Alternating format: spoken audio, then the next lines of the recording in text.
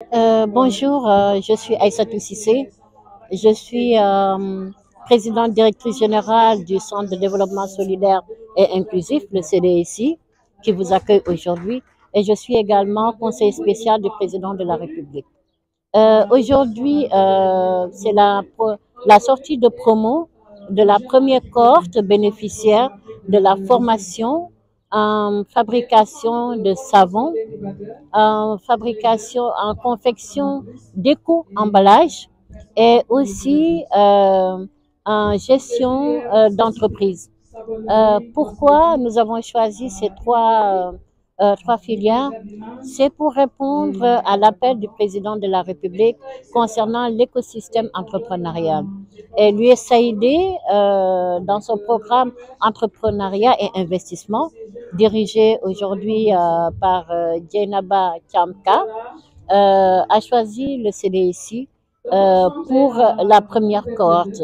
Elle est composée de femmes issues de différentes communes de Dakar et de différentes spécificités, parce qu'il y a des femmes en situation de handicap et d'autres qui sont simplement vulnérables économiquement, qui sont dans une précarité sociale et économique. Donc, cette formation vise à permettre que ces femmes puissent être des entrepreneurs. C'est pourquoi nous les avons appelées les futurs champions. C'est dans l'entrepreneuriat. Elles ont choisi le savon parce que tout simplement, elles veulent créer une entreprise de savonnerie. Quand nous savons que, tout à l'heure dans mon propos, je l'ai dit, que le Sénégal regorge de beaucoup d'hôtels, aussi de grandes surfaces, mais il y a ce programme essentiel et important du Sénégal qui est le consommé local. Et dans ce consommé local, le savon en fait partie, parce que le savon est utilisé tous les jours que Dieu fait, et cet objet, cet artisan qui fabrique le savon devrait économiquement pouvoir s'en sortir si le Sénégalais découvre le savon fait localement avec des normes internationales qui répondent à l'environnement, parce que c'est pas du savon juste pour faire du savon, mais c'est du savon qui répond vraiment aux normes internationales des Nations Unies sur l'environnement et sur l'écologie. Donc c'est du savon qui n'est pas agressif, c'est du savon qui est produit que avec des produits naturels, des produits de nos terroirs évidemment, que nous voulons aussi booster en même temps et ouvrir des vitrines dans ce domaine-là de nos terroirs. Est-ce qu'on peut savoir, n'est-ce pas, la première cohorte, l'effectif, n'est-ce pas, ou le nombre de la première cohorte de ces femmes? Oui, c'est une cohorte de 25 personnes, mais aujourd'hui, on est 22. Elles sont 22 parce qu'il y a 3 qui n'ont pas suivi, qui ont lâché à mi-parcours. J'espère les retrouver dans une autre cohorte, peut-être. Bon, voilà.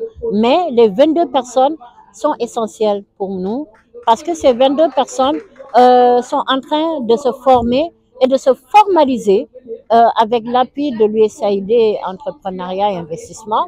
Et c'est pourquoi nous avons invité les investisseurs, nous avons invité aussi d'autres accompagnants qui peuvent booster le secteur. Parce que l'entrepreneuriat est un écosystème que tous les acteurs devraient découvrir dans ces différents domaines que sont l'accompagnement, non, le projet d'abord, l'accompagnement et le suivi, ça veut dire l'aboutissement. Donc pour tous ces domaines-là, il nous faut des acteurs clés pour accompagner les jeunes, les femmes et aussi les personnes en situation de handicap. La durée de la formation? C'est 6 mois.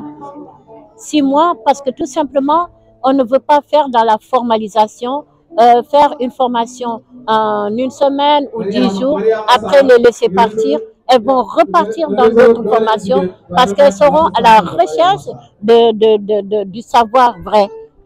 Parce que pour avoir un certain acquis, il faut vraiment se donner du temps et se donner des moyens pour apprendre ce que nous avons choisi comme type d'entrepreneuriat. Nous avons constaté que ces cohortes ne sont pas simplement utilisé pour des femmes qui sont en bon état, même des femmes qui sont en état de handicap, sont, n'est-ce pas, dans cette première cohorte. Alors, est-ce que ça a dit les personnes sont vraiment intéressées par rapport à cette formation? Ben oui, elles sont intéressées, c'est pourquoi depuis 6 mois, elles sont là. Les femmes en situation de handicap, comme je viens de le dire, font partie intégrale de la formation. D'autres ne sont pas des femmes handicapées, mais qui présentent certaines spécificités de vulnérabilité. C'est économique et social.